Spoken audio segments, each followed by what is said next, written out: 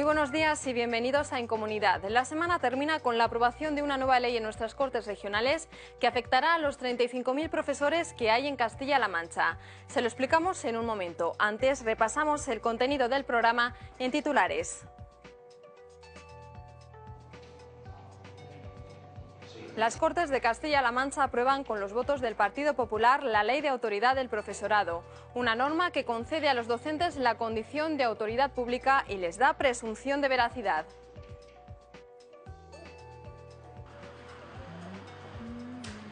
Gobierno central y regional trabajan para incentivar el turismo en Castilla-La Mancha. El director del SEPI y la consejera de Empleo hablaron en Madrid de la promoción de paradores como el de Molina de Aragón.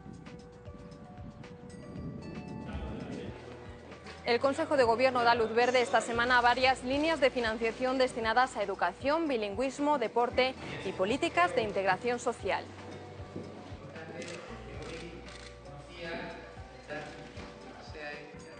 Y en nuestra propuesta turística este domingo les invitamos a conocer Huete, la ciudad más antigua de la provincia de Cuenca. Comenzamos contándoles que las Cortes de Castilla-La Mancha celebraron este jueves un pleno en el que, entre otros asuntos, se aprobó definitivamente la Ley de Autoridad del Profesorado. Hay que decir que tampoco faltó la polémica. El Pleno de las Cortes Regionales aprobaba con los votos a favor del Partido Popular y el rechazo del Grupo Socialista la Ley de Autoridad del Profesorado. La norma concede a los docentes la condición de autoridad pública y les dará presunción de veracidad, pero desde el PSOE no la ven como la solución a los problemas en la educación. Están felicísimos porque saben que van a empezar el curso siendo por fin autoridad pública. Ya ha resuelto todo. La ley cumple unos objetivos, pero desde luego no es la panacea universal. Esto no es la panacea, pero esto es el primer paso para otras muchas medidas que terminen con el fracaso escolar y con el abandono que hay en Castilla-La Mancha, y que de una vez por todas los alumnos que estudian en Castilla-La Mancha se coloquen a la cabeza en España y no a la cola como estamos ahora. Somos la avanzadilla de lo que va a ser la Ley Nacional de Protección al Docente, que se está fijando mucho en esta nueva ley de Castilla-La Mancha.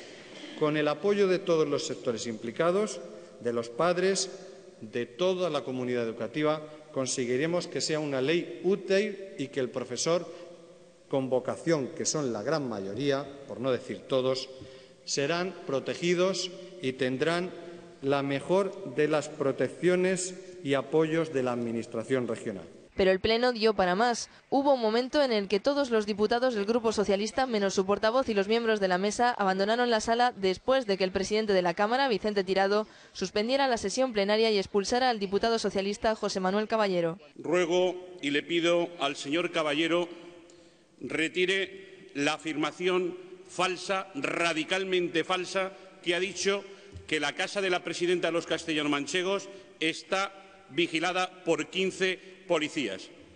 Por educación, por sensatez, por responsabilidad y por un mínimo de decencia en cuanto a la seguridad que tienen que tener todas las personas que se dedican a la vida pública, me parece extemporáneo, me parece algo gravísimo que eso esté en un diario de sesiones. Le doy la oportunidad para que usted lo retire y, si no, como presidente de las Cortes de Castilla-La Mancha, haré que no conste en acta. Tiene la palabra el señor Caballero. Mire, señor presidente, en estas Cortes se ha hablado del coche blindado de Barreda. No tiene la palabra.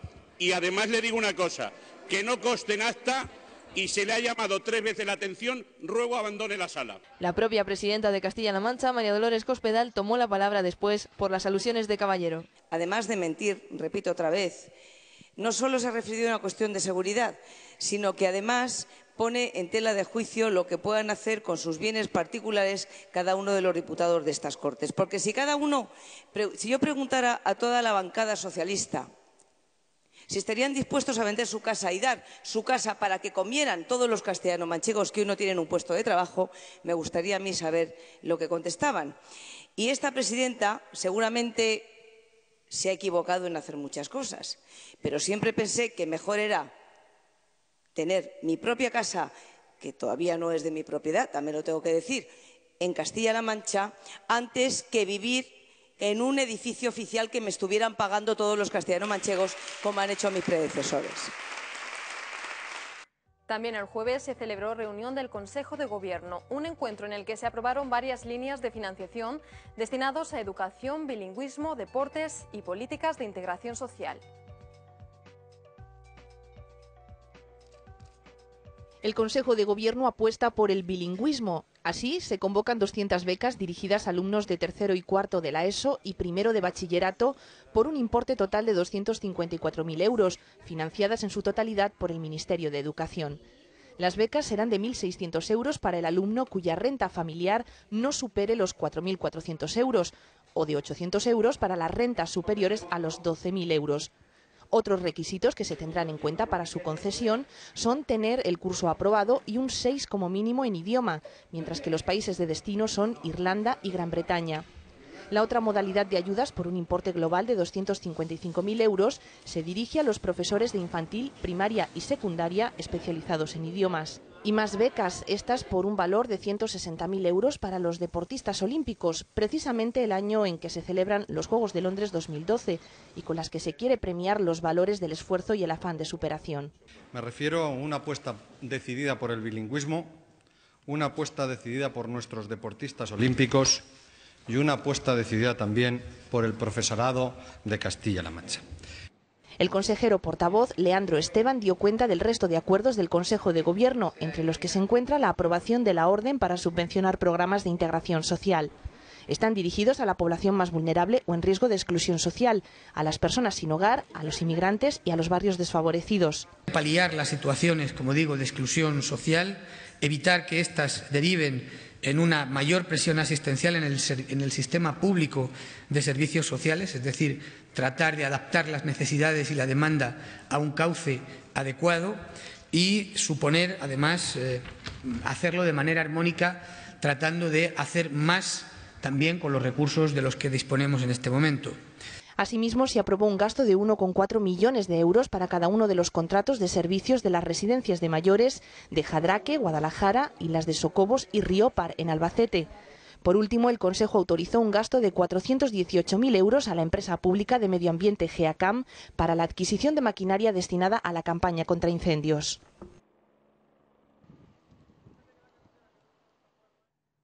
Nos metemos de lleno en la economía porque la Junta de Comunidades de Castilla-La Mancha apuesta por invertir en infraestructuras. Una muestra de ello es la reunión que mantuvo esta semana María Dolores Cospedal con la presidenta de Asignia, una empresa líder en el sector de la construcción. El Gobierno de Castilla-La Mancha quiere seguir apostando por las inversiones públicas y privadas, también por nuevas infraestructuras. La reunión de María Dolores Cospedal y la presidenta de Asignia, Susana Monge, una primera toma de contacto con los trabajos e inversiones que puede hacer esta empresa de construcción en Castilla-La Mancha.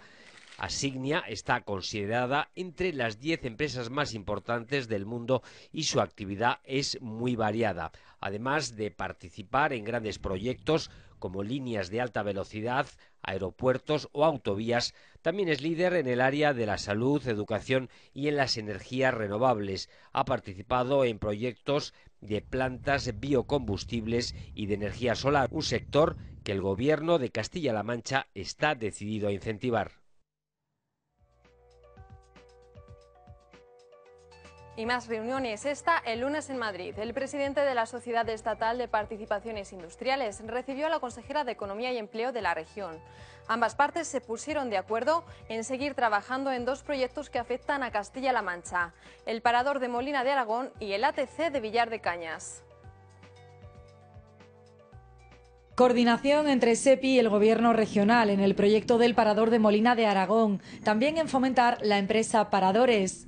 Aquella parte que podemos hacer desde el turismo de Castilla-La Mancha para relanzar los paradores, que son muy importantes en nuestra tierra, y que la oferta turística, el producto turístico que tenga paradores, pues pueda ser también relanzado y pueda ser más atractivo. En el primer encuentro entre la consejera de Empleo y el presidente de SEPI también han hablado del almacén de residuos nucleares que se ubicará en la localidad conquense de Villar de Cañas. Que el proyecto vea la luz lo antes posible, que podamos estar viendo esa inversión importante en Castilla-La Mancha cuanto antes y sobre todo en esa coordinación para que no se pierda ni un céntimo de euro en la inversión muy importante que va a hacer el Gobierno de España. Un proyecto que generará nuevos puestos de empleo en Castilla-La Mancha y cuya inversión supera los 700 millones de euros.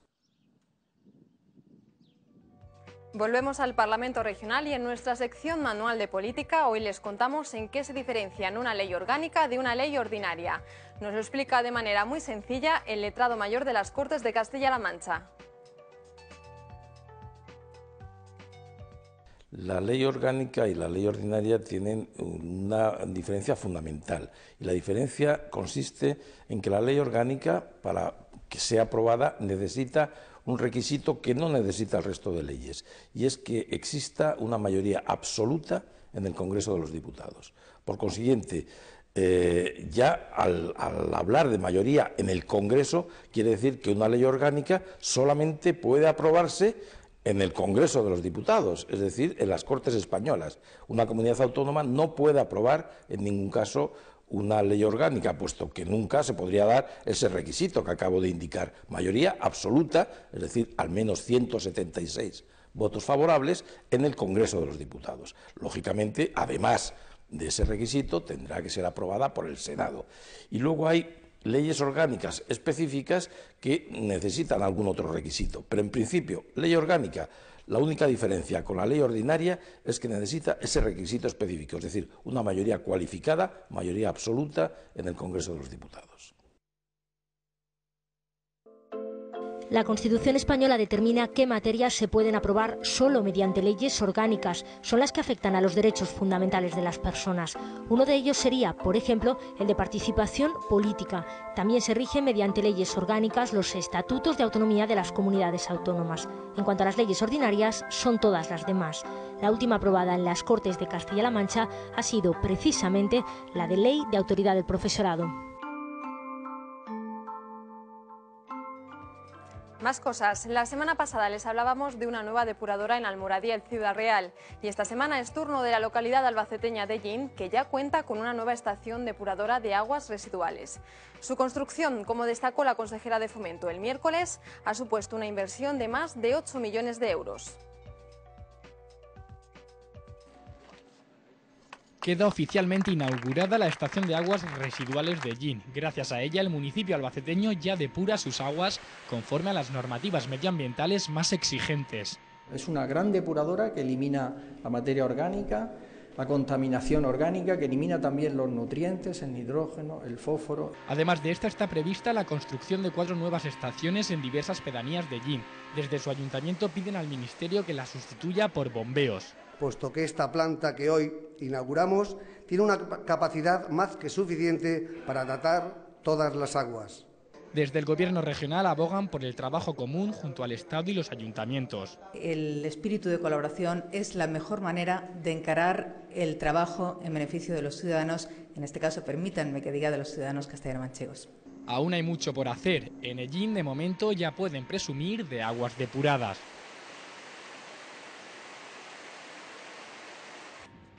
El ministro de Agricultura y los consejeros autonómicos rechazan el llamado pago verde incluido en la reforma de la PAC. Vincular el 30% de las ayudas a aspectos medioambientales, como quiere Europa, supondría menos dinero para 95.000 agricultores de nuestra región. El ministro Arias Cañete, como así explicó la consejera María Luisa Soriano, va a defender en Bruselas que al menos se suavicen los requisitos, tal y como defienden los responsables autonómicos. 95.000 de nuestros agricultores y ganaderos verían recortadas las ayudas directas a no ser que cumplan los difíciles requisitos que se les exige con este pago verde. Por eso, desde Castilla-La Mancha le hemos pedido al ministro que se reduzca el porcentaje de este 30%. Si no se puede eliminar definitivamente el pago verde, al menos que se reduzca considerablemente. La consejera María Luisa Soriano también estuvo esta semana en la cita que ahora les contamos. El mejor escaparate de los alimentos más saludables y deliciosos lo hemos tenido esta semana en España Original. La feria del sector agroalimentario celebrada en Ciudad Real se clausuraba este jueves con más de 77.000 contactos comerciales. Los productos que han traído todos y cada uno de los expositores han cautivado a compradores de países como Polonia, Francia o Estados Unidos. Los datos avalan la importancia de esta feria, con 600 compradores, 560 expositores, casi todas las denominaciones de origen, 49 provincias y 45 países. Pasen y vean cómo se concibe una iniciativa dedicada al negocio, al puro negocio, desde la más estricta y minuciosa profesionalidad, sin dejar de reparar en el más mínimo detalle que haga más funcional y posible el contacto comercial. La feria España Original exhibía durante 2 días lo último en alimentación. Un ejemplo de ello, la reinvención del clásico barquillo. Hemos creado un nuevo concepto gastronómico y su punto de partida es un postre muy antiguo español, que es el barquillo.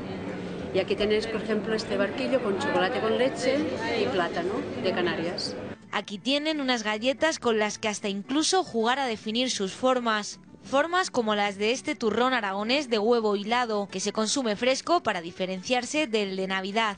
Son turrones que se hacen en bloque, a diferencia de lo que va tableteado actualmente en el lineal del supermercado, y son turrones frescos para consumo en una semana, 15 días. Mermeladas de pétalos de rosas o selectas pasas despertaron también el interés de muchos. Ya no son un producto que se vende a granel, sino que es un producto que se vende sobre todo como delicatessen. Y así hasta medio millar de tesoros del paladar se han saboreado en España Original. Y no podía faltar en este recorrido nuestras joyas de siempre: aceites, quesos o ibéricos. Ciudad Real cerraba el pasado miércoles su feria gastronómica con cerca de 1.500 reuniones entre compradores y expositores. La feria me ha sorprendido gratamente y habremos hecho aproximadamente entre 40 y 50 contactos de compradores internacionales bastante interesados en nuestro producto en concreto. Para promocionar el producto dentro de España, que desgraciadamente la carne de caza no está demasiado instaurada en nuestro país. Los productos gustaron y mucho. Tenemos una tienda en Francia, de producto gourmet español. Pues estamos probando, el queso es muy bueno. Además, se cumplió el objetivo de la 4ª edición de España Original, la exportación de nuestros productos. Una internacionalización que en estos momentos es absolutamente necesaria, tienen que salir al exterior, porque en estos momentos de crisis precisamente la exportación de los productos agroalimentarios está sosteniendo a este sector. Un total de 45 compradores avalaron la calidad de nuestro sector agroalimentario.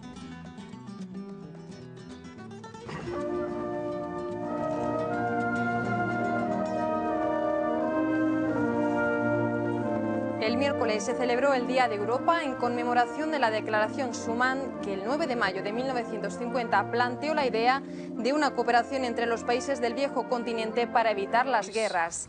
En Madrid se conmemoró esta fecha con el tradicional izado de la bandera europea. Y en nuestra capital regional también hubo actos especiales. O los localismos absurdos. También en las Cortes de Castilla-La Mancha se izaron las banderas de Europa, de España y de la región para celebrar este día. En un sencillo acto institucional, el presidente de las Cortes, Vicente Tirado, quiso destacar la importancia que tiene la Unión Europea para los Estados miembros y también para comunidades autónomas como la nuestra. A pesar de los momentos difíciles que los 27 Estados miembros estamos viviendo por motivo de la crisis económica, que obliga a todas las administraciones, incluida la castellano-manchega, a hacer más con menos. Creemos en la Unión Europea como una herramienta clave para el desarrollo económico, medioambiental y social de Castilla-La Mancha. La consejera de Empleo y Economía, que también participó en el acto, abogó por mantener la política de cohesión dentro de la Unión Europea y los fondos que llegan a la región procedentes de Europa. El Gobierno de Castilla-La Mancha, el Gobierno que preside la presidenta Cospedal, entiende como una oportunidad para nuestra tierra y desde ese punto de vista apuesta de una manera clara por ellos para seguir convergiendo con otras regiones de nuestro entorno. Así, con la palabra y con la música de fondo, a cargo de alumnos de la Escuela Municipal Diego Ortiz de Toledo, se celebró en las Cortes el Día de Europa.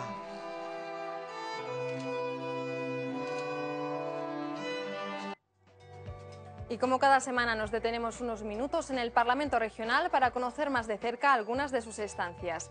En esta ocasión conoceremos dónde se reúnen los componentes de la Mesa de las Cortes y quién asiste a estas reuniones. Nos lo explica el letrado mayor de nuestro Parlamento Regional. Ahora mismo estamos en esta sala, que es una sala que se utiliza habitualmente para las reuniones tanto de la Junta de Portavoces como de la Mesa, sin perjuicio de que se puedan dar otro tipo de reuniones de ponencias, por ejemplo, dentro de las comisiones, pero lo fundamental son las Juntas de Portavoces y la Mesa que, sin perjuicio, lógicamente, de la importancia que tiene el Pleno dentro del Parlamento, pero sin embargo son, yo creo que, los órganos fundamentales, porque son órganos de gobierno del Parlamento. La Junta de Portavoces realmente está compuesta simplemente por los portavoces de los grupos, es decir, la Junta de Portavoces realmente la componen dos personas, el portavoz de cada grupo parlamentario que tiene existencia en esta Cámara. Pero lo que pasa es que la Junta de Portavoces está presidida por el presidente del Parlamento, aunque no tiene voto dentro de la reunión, sí tiene voz, pero no tiene voto. ¿Quiénes votan? Solo los portavoces, y votan por el sistema que llamamos de voto ponderado, es decir, que cada uno vota con tantos votos como diputados tiene en su grupo.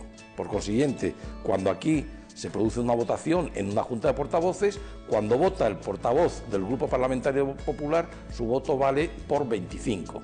Cuando vota el portavoz del Grupo Parlamentario Socialista, su voto vale por 24. Asiste también al menos un secretario de la Mesa de la Cámara, digamos, para dar fe en el acta de la reunión. Pueden asistir el resto de los miembros de la mesa y asiste generalmente un miembro del gobierno, bien un consejero o bien el director general, normalmente el director general de las relaciones con las Cortes, en quien delega el consejero de presidencia. Además asiste el letrado mayor de las Cortes, también para redactar el acta de la reunión correspondiente y asesorar a la propia Junta de Portavoces.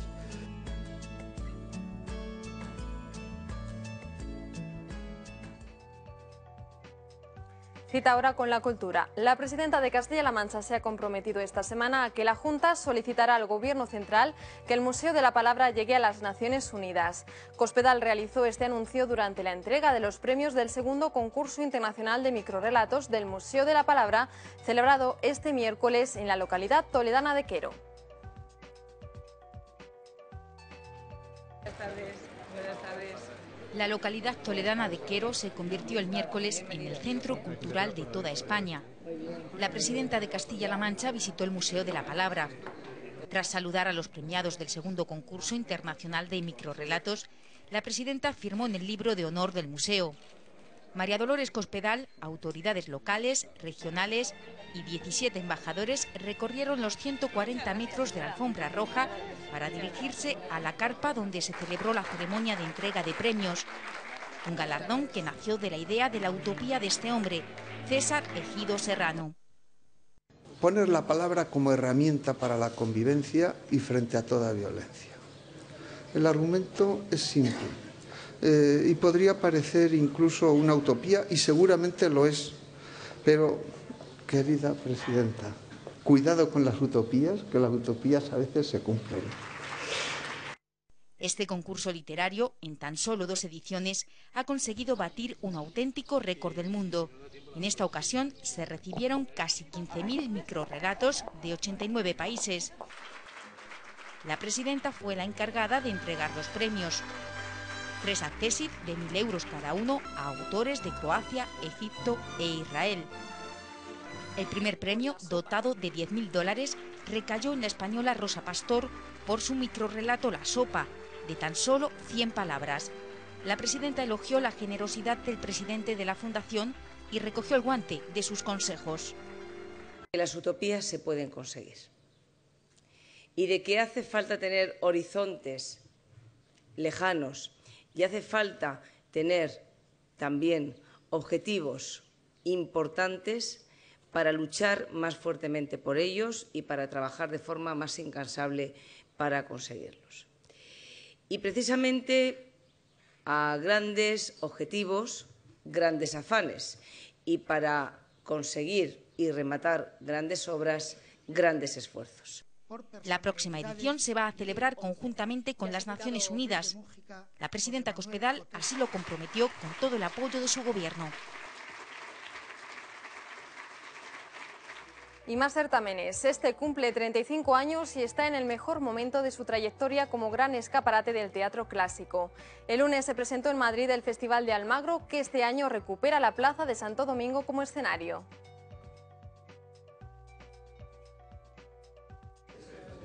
Es la primera espectadora de la 35 edición del Festival de Almagro, aunque todavía no tiene rostro. Va descalza por el disfrute de 25 días pegada a la silla, deleitándose con el mejor teatro clásico del mundo. Una muestra. Dichosos aquellos tiempos a quien los antiguos pusieron nombre de dorados, porque entonces los que en ella vivían ignoraban estas dos palabras de tuyo y mío.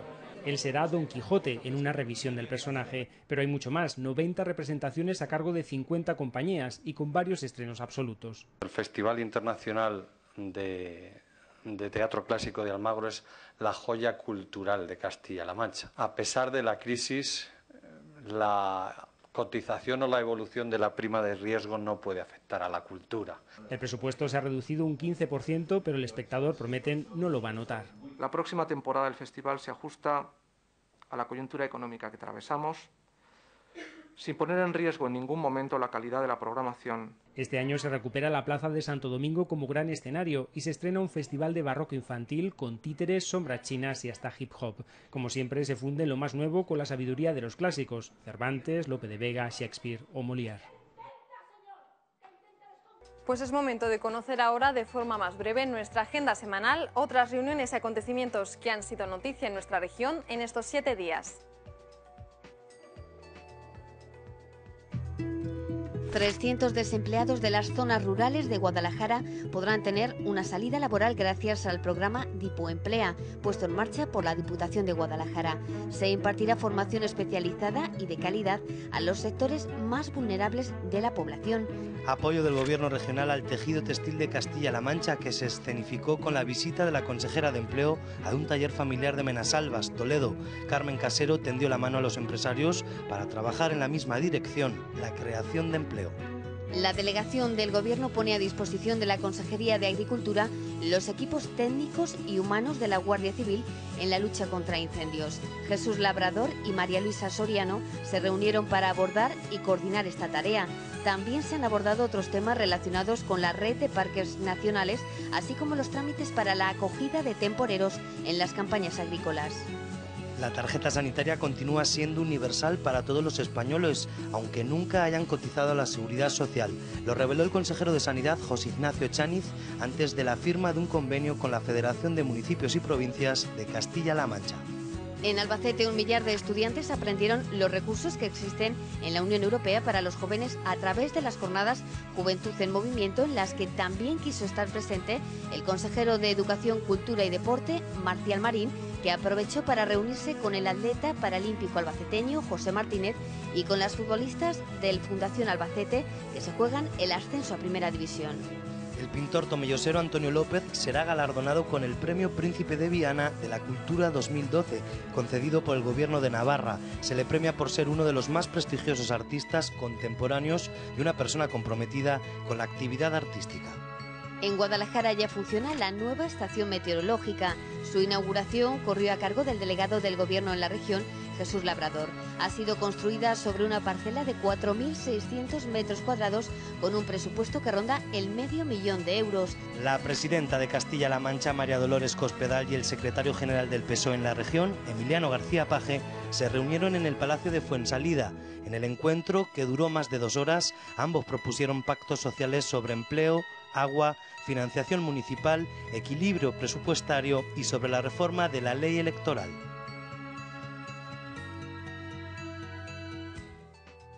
Como cada programa, les invitamos a conocer rincones de nuestra región. Seguro que muchos reconocen esta imagen. Nuestro destino de hoy nos lleva a la ciudad más antigua de la provincia de Cuenca. Situada en el centro del Alcarria y a tan solo 54 kilómetros de la capital, Huete es uno de los municipios con mayor patrimonio artístico de la región.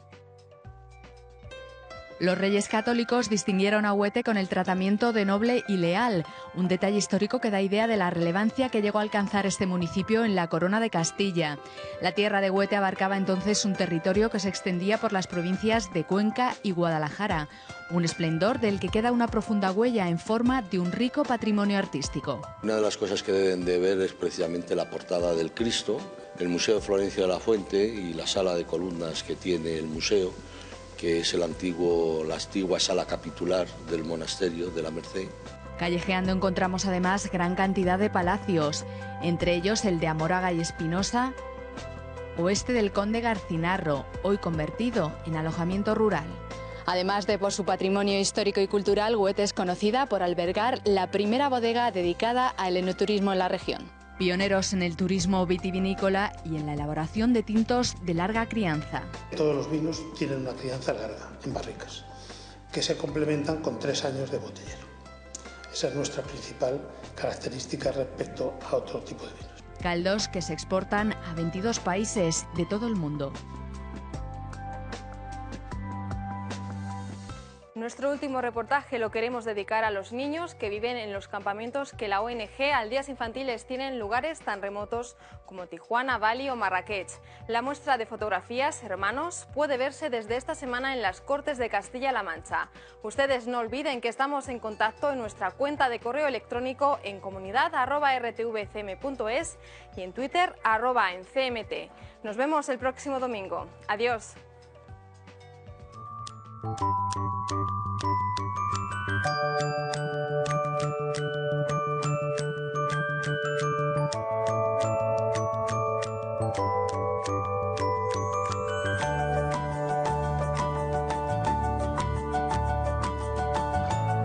Él es Bagas, vive con su hermana en Bali, Indonesia.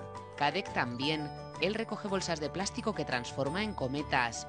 Son algunos de los rostros que dan vida a Hermanos, la exposición fotográfica que Aldeas Infantiles está acercando a los parlamentos españoles. Los parlamentos autonómicos tienen que ser la voz y sobre todo la voz de aquellos que más lo necesitan en este momento, la infancia. Luchar por los derechos de los niños es determinante. Ese es precisamente el objetivo de esta exposición, sensibilizar a la sociedad. La componen 25 instantáneas que Iván Hidalgo ha tomado en campamentos que Aldeas Infantiles tiene por todo el mundo. Hemos estado en distintos países, que en cada uno hemos tenido experiencias increíbles y en cada uno se nos ha quedado un poquito de nuestro corazón. Desde Bali a Tijuana o Marrakech, no son solo rostros, son niños y niñas que pueden seguir juntos gracias al trabajo de esta ONG.